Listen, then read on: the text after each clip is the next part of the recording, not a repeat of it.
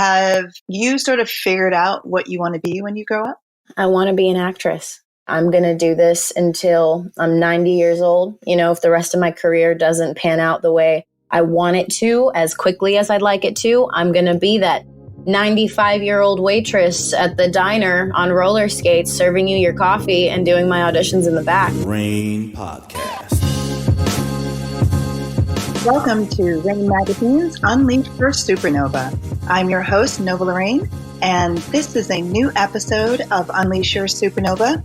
And as you know, Rain Magazine's mission is to inspire millions worldwide. And on our show, we like to bridge the gap between creativity and entrepreneurship, where we seek out the gutsiest creative entrepreneurs in fashion, culture, and technology around the globe. And they share with us their tips, hacks, and words of wisdom to help you unleash your superpowers. Today we have Victoria Konefal. Hello, hello. Did I pronounce your name right, Victoria? Yeah, you did. The American version is Konefal, but I'm Polish. It's my native tongue. So technically it's Konefal, which no one knows. So yeah. No, that's cool. So Konefal, did I say that right? Yeah. Yay! I'm really big on names, so. Oh, that's awesome. And so we are really excited to have you. Thank you very much. I'm excited to be here. I want to just share with the audience a little bit about your background so they can share my enthusiasm.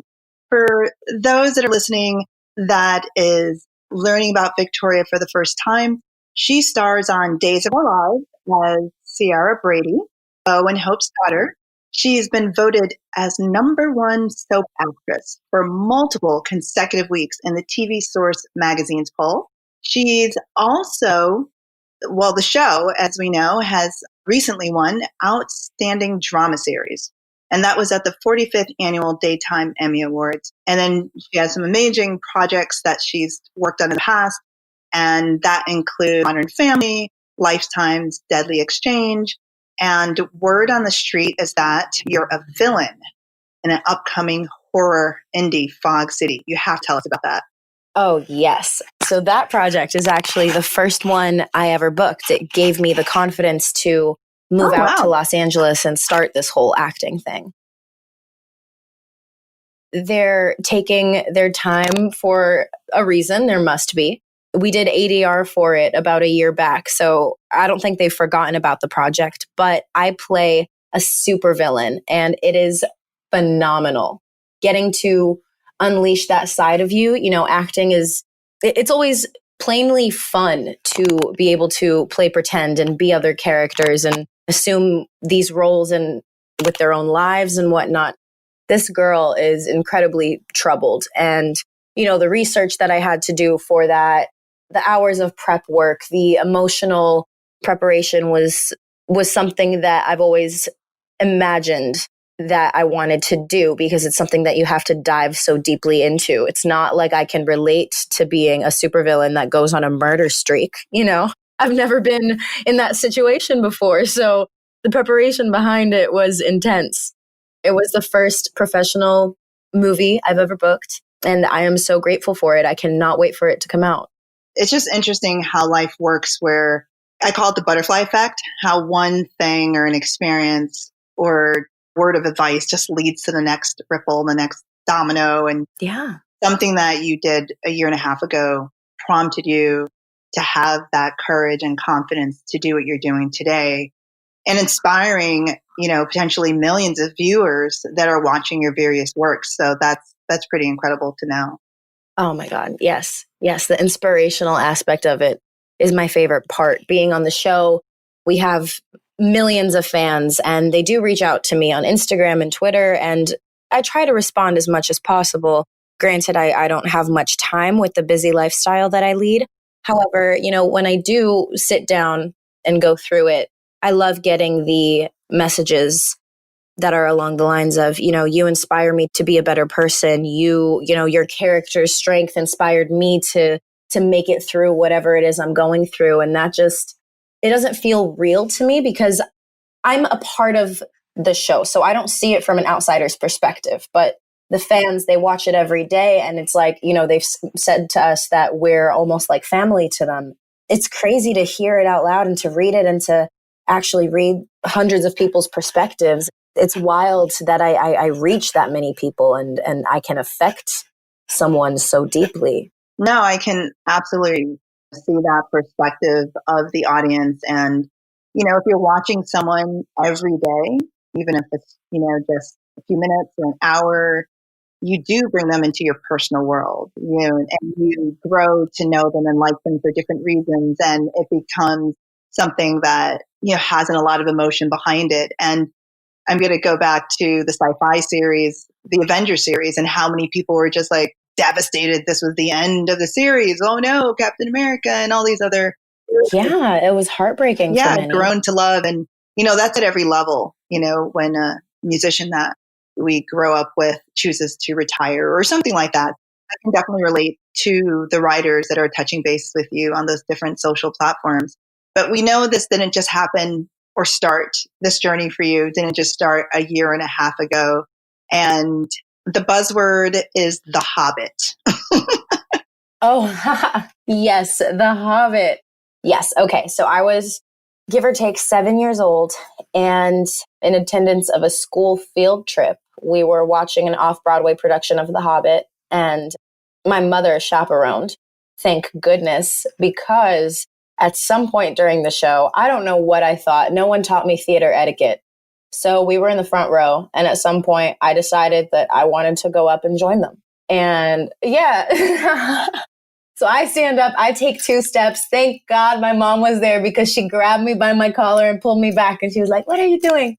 And then after the show ended, I was absolutely captivated by what was happening. These actors and a couple of props and one set transformed my world. And I was completely sunken into this project. And I couldn't believe it. I couldn't believe that something like that exists. A first theater production. I've watched television and movies, obviously, prior to this, but a live production just really threw me over the edge. And the director found us afterwards, and he said that he liked my gusto and talked to my mother about potentially having me audition for any upcoming projects. My mom said that, that would be wonderful. We would have to think and talk about it, but we're very open to that option. I, of course, was full speed towards that idea. And they happened to be putting on a production of the South Pacific, and they were auditioning. And I auditioned for one of the little French kids, and I got it. And I was with that theater production company for 7 years after that. So 7 years old, 7 years later. Mm-hmm. So this was definitely in your blood. This was your calling for sure. Oh, yeah. I feel like it came naturally even before then. When my mother would record home videos, we would, watch family videos together. I was always telling the camera, every time my mom would put it away, I would always say, "Okay, bye-bye, camera." And I would come and I would give it a kiss. I love being in front of the camera, man. Like, it was always something. I was always putting on fashion shows or doing something creative and spunky. I loved it. So it started from birth, quite honestly. The performance bug was in you from birth. Yeah, I couldn't hide it. You almost jumped on stage. Yeah.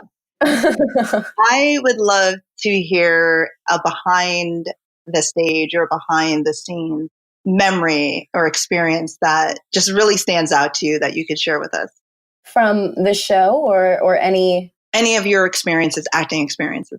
Yeah, there was a moment we were putting on The Christmas Carol, and one of the actors that I really looked up to, he was this, really like, at the time he seemed old to me. He was probably in his, 50s or 60s, but he was like this really like older stoic man. And when he walked, you listened to his footsteps. That's the kind of effect that he had on people, Wow.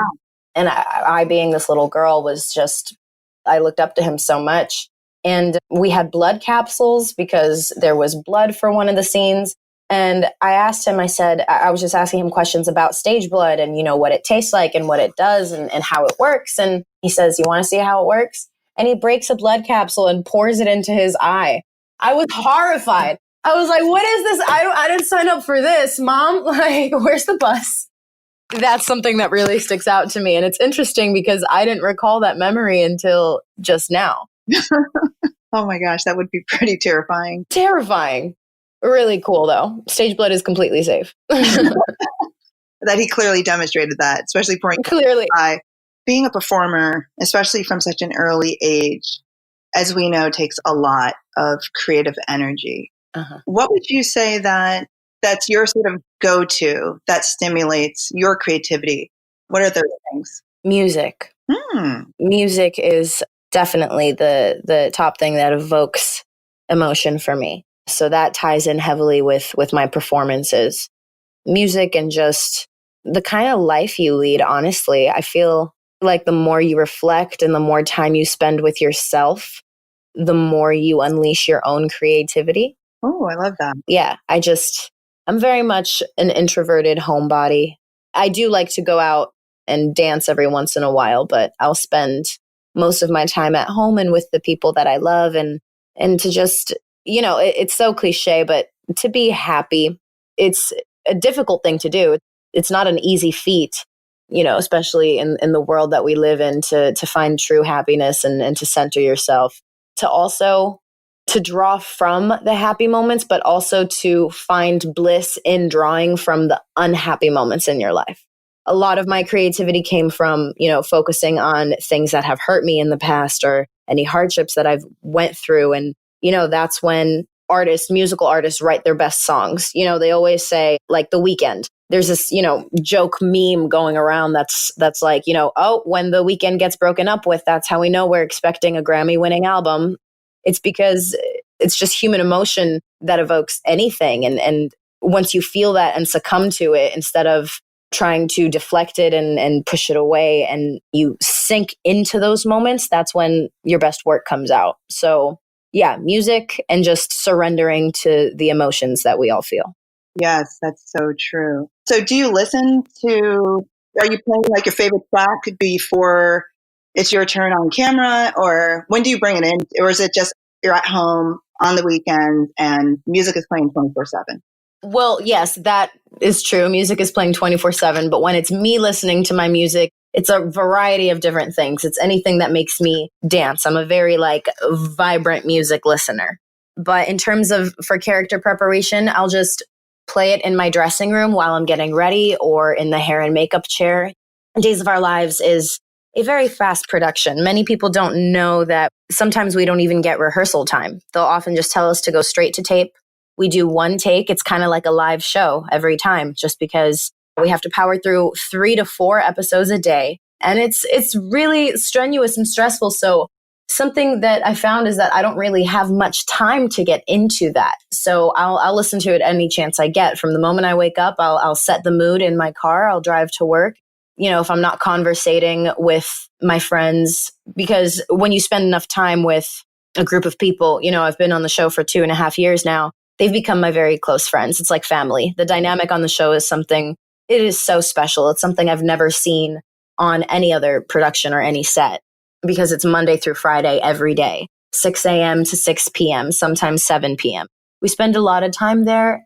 Yeah, we don't have much time to dive in emotionally. So I take any second I can get. So in the dressing room, and sometimes if the scene is really heavy and I know I need some extra work, I'll bring my headphones on the set and I'll play my music up until they yell action, and I'll hide it under a pillow or in a drawer or something. Yeah, last minute I'll put it away and I'll say 1 second, and then I go for it. Okay. Let's talk a little bit about the business side of acting or creating, the entrepreneurial side, because I feel that as an actor or musician or designer or writer, your talent, your gift is what is generating the income for you. Yeah, you are your own business. I would love to hear what 3 traits that you feel are most needed to pursue entrepreneurship. Determination, willingness to fail, because a lot of people I find that, move to LA, personal friends of mine and just people that I come across, give up after a few months and say, oh, this is so hard. You have to persist and you have to be willing to fail and understand that failure is not in fact failure. It's just another step that you must take until you succeed. Learn from your failures, take what you need from them, and don't let it discourage you. So I guess, yeah, that ties into one trait, is to accept failure.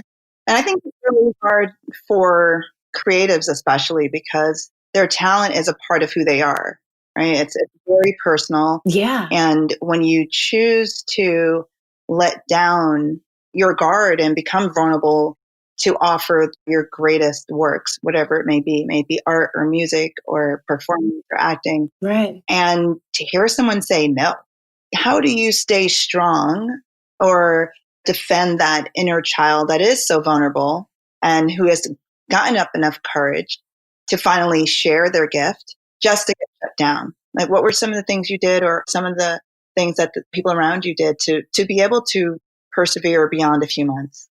Right. Rejection is always hard, especially if you fall in love with an audition. I remember there was this one project recently, actually, because I haven't really felt that feeling of defeat in a very long time. When I first came out here, I felt it a little bit because it was rejection after rejection after rejection. And I'm like, oh my goodness. And you start to look in the mirror and think that something's wrong with you. Am I not enough? What is this? My thing is now at this point, when I walk into an audition room, and I give it everything I have. I put it all on the table and I throw it up, to the universe. And I say, it's all you now. And I walk out and I don't even think about it. I go about my life and I go about my day. And if I get it, that's wonderful. If I don't, then on to the next one. In this industry, especially nowadays, you have to understand that it's catered to not necessarily talent. You can walk in with a bag full of talent, and there are many other deciding factors at this point that almost take precedence over your talent. It's your looks. That's one of them. If you look the role, if you fit their description. And then there's this whole aspect of social media. I have had auditions where before I even walk into the room, they ask me to list my amount of followers, Wow. the approximation of how many likes I get per picture. And I'm sitting there, I'm talking to my agents. I'm like, what does that have to do with the creativity and the talent I can bring to the what do they care how many followers I have? Why do they care if 80 people like a picture of the French toast that I had this morning? Like, I don't understand. So there's this whole element that at first I was against it and I would not conform to it. I was like, I'm not posting on Instagram. I'm not going to be that girl. But eventually I had to succumb to it because it is our brand and it is an excellent marketing tool. It just sucks that we have to market ourselves on that platform and that they take it so seriously that it takes precedence over what I can contribute to the project as a human being. That was a hard pill to swallow, for sure. It's difficult to understand, but once you understand the politics of the game, you stop taking it so personally. Because as long as you do the work, you prep, you go home, you do whatever it is you need to do, you take the classes, there's nothing else you can do. Just give it your all, give it your best, and be proud of every audition. I'm proud of every single time because it's not easy standing in front of a bunch of strangers, them reading to you in a typically monotone robotic voice, and you have to bring it out of nowhere. Sets help, costumes help, being in the atmosphere, being with the actors always helps. The audition will always be worse than the actual performance, always, at least for me. You can't just pull it out of your butt. We are human beings and it takes a little bit to get there. So like I said, I throw it into the air, I throw it into the universe and I go about my day and I don't even think about it. I don't let it consume my heart or my soul anymore because it's too taxing. It's too taxing on my mental health. It took me a minute to realize this, but once I did, it was so wonderful and so easy to just be able to let go. Yeah, no, letting go. And like you said, not taking it personal and doing your best and then just chalking it up and saying, oh, well, okay, on to the next thing. I think those are all really, really good words of advice. But also, there's always the relapse. Like a couple months ago, I had this audition that I absolutely fell in love with. And I was so perfect for it in my head.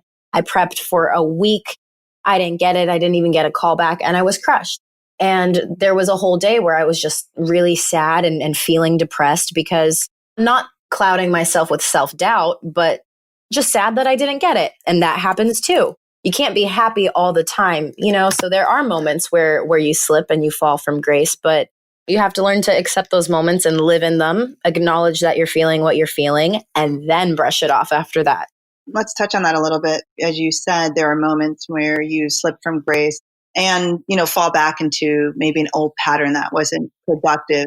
Looking back on your journey, knowing what you know now, is there anything that you would have changed? And then if so, why? A part of me wants to say no because everything that has happened to me has given me this mindset that I have now. So I wouldn't have it had those things not happened to me. So yeah, I'm sticking with that. I wouldn't change anything because, my naivety, I learned from it. I learned from all the mistakes that I've made, and it's made me who I am today. It's given me the tools that I have to approach this business and approach the world in general today. I think that going back and giving myself advice would be helpful, but it would also put me on a different path, a path that I wasn't supposed to be on. I believe that we're all meant to make the mistakes that we make because there's this expression that's like, a wise person learns from others, something along the lines of that. And it's true, a wise person can learn from others, but you don't really take it to heart until you experience it yourself. And that's something that I've learned throughout the years, is that you can take the advice and you can say, yes, you are right, you are right. But at the end of the day, you are going to do whatever your heart knows and whatever your body knows. And you have to learn from yourself to be able to fully understand and absorb what it is that is trying to be said to you by others. Got it. I like that in terms of the fact that you don't know until you actually go through it yourself, and you may hear the advice, and it's just like kids and parents, right? You may fall or whatever it is, and then they're like, okay, whatever, and they keep doing it until they fall. And they're like, oh, that's why mom said not to. Right. And then they never do it again. Right. So no, I do think experience goes a long way with that. And I heard earlier you mentioned that you used to put on or perform fashion shows. Yes. And yes, fashion and acting, they're both creative and they're related. But I want to ask you, have you sort of figured out what you want to be when you grow up? Yeah, I want to be an actress. I want to keep doing what I'm doing. I'm going to do this until I'm 90 years old. If the rest of my career doesn't pan out the way I want it to, as quickly as I'd like it to, I'm going to be that 95-year-old waitress at the diner on roller skates, serving you your coffee and doing my auditions in the back.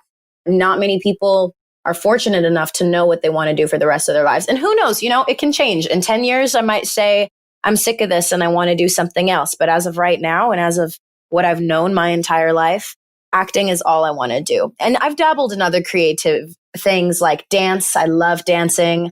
I love, songwriting and singing and playing instruments. I'm all over the place. But ultimately, the thing that stuck with me from the age of 7 was acting and performing in theater. That to me is just everything. It's my forte. There was a point in time where I really wanted to be a lawyer. I was very interested in law. I took criminal law classes in college. Yeah, but I just reflected and ultimately, we have this one life. You live for you. And I wouldn't be happy if I was doing law every day. Sure, it would be interesting, if I got a great case in the courtroom, but it doesn't always work out that way. I also wanted to be a psychologist. I dabbled in psychology, and then I tried all these things and I realized that it wouldn't make me happy. The thing that made me happiest was to be an actor and to be on set and to be surrounded by that energy. That's what I have to do.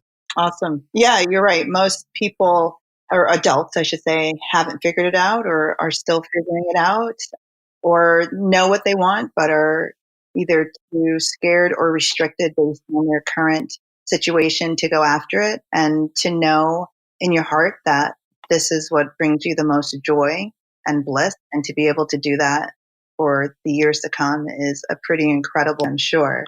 So over the years, how has technology affected you, and how will it affect newcomers that are entering into the field? Like I touched on before, it's the whole social media aspect of it. That's one thing. But something that I find, I'm not sure how I feel about it, self-tapes, auditioning from home with your camera equipment and uploading it and sending that as your audition. It's becoming increasingly popular. And there are pros and cons to it. I find that a pro is that you can tape it over and over again until you find your perfect take. But then again, the downside to that is you begin to overthink and you go, okay, I want one more take. I can do better. Instead of just going in the room and having the people feel your energy. I feel like energy is such an important, valuable thing that we all possess. And if you have great energy that works well, it doesn't really translate through technology. I guess you can giggle and smile and show your charm, but it's not the same. So I do prefer going into the room, looking into their eyes, shaking their hands, saying, "Hi, I'm Victoria Konefal. I'm present and I'm about to audition for you." instead of just, even with auditions through the internet, you don't even know if they're watching it. Something could happen. They could drop a glass and they could miss one of your favorite moments.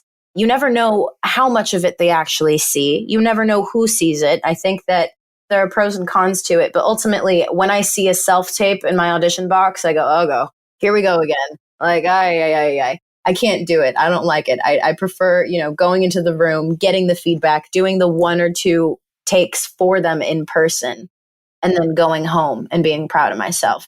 It adds a stress factor to the whole audition process that I don't like. I can absolutely see that. I think part of it is, as an artist, there's going to be that perfectionist quality about you. And then, of course, most creatives or artists with the opportunity to redo, probably going to redo it. Right. We are our own worst critic. So it's like, we know what we're capable of and we want to bring more and bring less and da-da-da. And watching them and editing them is a nightmare. I hate that because you have to film it and then you have to go over the 5 or 6 takes that you've done and watch every particular line. And I find myself going back and forth between 3 takes to the same line, being like, which line did I do that? In which take did I deliver that line better? And it's just, it's chaotic. It creates a chaotic atmosphere, which is not what auditioning is supposed to be. I think auditioning is supposed to be a beautiful, peaceful, almost like puts me in a state of meditation. That's my cup of tea. I love auditioning and acting and just finding a new scene and a new character to dive into. It brings chaos into the thing that I love so much. So I do not like self-tapes. I vote no. You vote no. I vote no. How would you describe yourself in 5 words or less? This is always so fun. Adventurous. Uh-huh. I'm very adventurous. Free-spirited. We will get along so well. You are homebody and all this other stuff. Dance. Yeah, we would definitely get along. Oh, let's go clubbing, girl. What did I say? I said adventurous, free-spirited, loyal. I'm very loyal to those that I love. And yeah, I'll do anything for them. I'm one of the people that technically this is not a healthy quality to have, but I will do more for others than I will for myself. There's something good about that. And there's something beautiful about having a heart like that. But it's also like I need to learn to put myself first sometimes. Most times. All the time. Anyway, loyal. What else? Creative. Yeah, that's definitely one. Determined. Determined. Uh-huh. I love those. Thank you. Yeah, we definitely would be buddies if I lived on the West Coast. What projects do you have on the horizon that you are super excited about? Right now, I don't have anything. The thing with the show is that because we're, contractually obligated to be there and we have a year-long contract, a lot of casting directors, they don't even want to see you. So they'll pitch me, my team and my managers will pitch me for a project and they'll get feedback that's like, oh yeah, she's great, but we don't want to have to deal with the hassle of speaking to NBC and getting me released. I don't have creative freedom with my hair and my look. What if I needed to get a haircut or dye my hair for another project? If they see that I'm under contract, it's kind of a turnoff for them. Yeah, it sucks. It limits the amount of auditions I get. And the ones that I do go on, a lot of the times they film during the times that I'm filming the show. So it's like, well, she'd be great, but she can't do it anyway. So it's difficult to find something. Right now, we are on a hiatus until further notice. The show is picked up. We are coming back, but we are on a bit of a break. It just so happens that December is the slowest time for auditions because no one wants to work around the holidays. We all want to spend time at home, and it's kind of our time to unwind after the year. So hopefully in January for pilot season, while I'm still free before the show picks up again, hopefully I'll book something then. But as of right now, it's a no-go. And plus you're inspiring millions, right? As CRS. I mean, hey, I'm not mad about it. I'm fine. But, I'm starting to get hungry again. It's a blessing to be able to play the same character for 2 years because you get to know her so well. But then again, you get to know her so well that you stop feeling challenged. And it's like, all right, like I know Sierra. I know exactly how she'll react to the situation. I don't really need to research anything anymore. So that's something that I do miss about other projects. So I would like to book a movie in Indy or something that films for 2 weeks in Boston or in Iowa or some random place. I just want to go. Ultimately, if I'm, naming names, have it film in Fiji, have it film in Spain. I'm ready to go anywhere. I want something else. I love the show. I'm so blessed to be on the show. I've learned so much and I continue to learn every day just in terms of like being on set. But as far as character development goes, I'm kind of hitting a plateau. Right. You're an artist, you're creative, and our nature calls for us to continue to grow and evolve. And it would only add to you as a performer.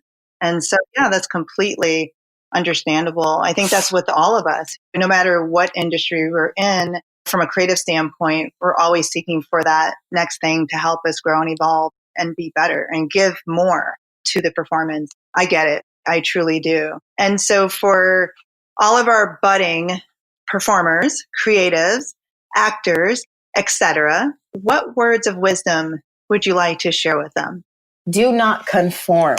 Do not conform to society. Do not conform to what you believe the casting directors and your agents want. Stick to yourself because it's easy to listen. In this industry, everyone will have an opinion. You'll get a million opinions thrown at you and you get confused and you have no idea what's going on. And that's how it should be. You should get confused when you get those opinions because it's like, hey, I'm me. I get to wake up in this body and I decide this. I want this for myself. I want to be this kind of person. Having a strong character is essential in this industry because it's not easy. It looks easy and it looks beautiful and glamorous. And it's like, oh, celebrities, you're so lucky. But it's like, there's a lot that goes on behind the scenes that is not very nice, especially in terms of the opinions that we get from others. I agree. And I was in the fashion industry for so many years and still to an extent, when most people think of fashion, they think of the models, they think of the runway, and they think of the celebrities that are wearing the clothes. Right. You said fashion, and I'm seeing a huge runway with flashing lights and music. Yeah.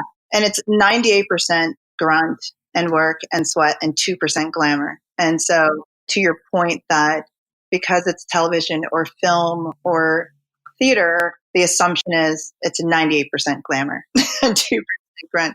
You're shown what they want you to see. The audience is manipulated into seeing whatever image is supposed to be relayed, right? Which is why I use my Instagram once I finally relinquished control and submitted to the whole Instagram fad. I decided that I was going to be real as hell on Instagram and I was going to talk about, the gross moments and the sad moments and you don't always have to be happy all the time. And I'm a big advocate for mental health, which is something that grows a little wary amongst performers, amongst everyone, all human beings. We all struggle with something. So I don't like to see the world in rose-colored glasses and depict that that is my life. I do like to be as real as possible. I love that. Yeah, I mean, just, advice for performers, don't conform. Understand that it takes a lot of work. Persevere. Do not give up. You never know when that door is going to open and how is it going to open unless you knock. Love it. Yeah. You hear that, guys? How is it going to open unless you knock on the door? I love it. Yeah. And if, the door opens and then close it, put your foot in there and push it open. Like, there's so much that you can do. And you just have to try and not give up. Have faith in yourself and have faith in what you have to offer because we're all individuals. And that's our greatest superpower is that you are the only version of you that is ever going to exist. So use that to your advantage. Don't, be like the Kardashians. Don't be like everyone else. Find beauty in your differences and in your individualism that will set you apart from everyone else because it's not that hard. All you have to do is be yourself. But getting to the point where you're comfortable with being yourself is the difficult part of the journey.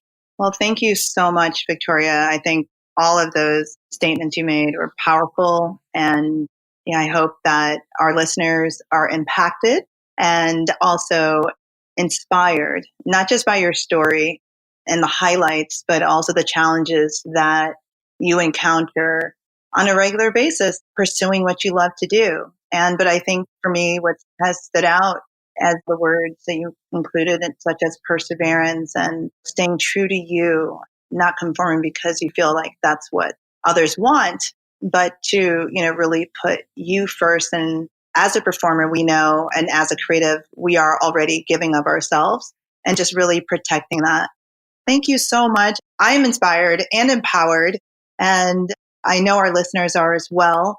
I know that your schedule is really busy as it relates to all that you're doing.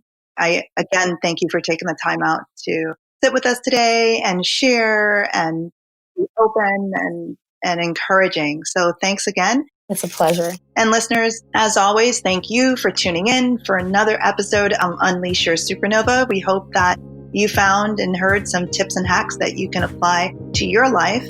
And don't forget to listen in for the next episode. As you know, we release a new episode every 2 weeks on Thursdays. So again, thank you. Thank you, Victoria. And until next time.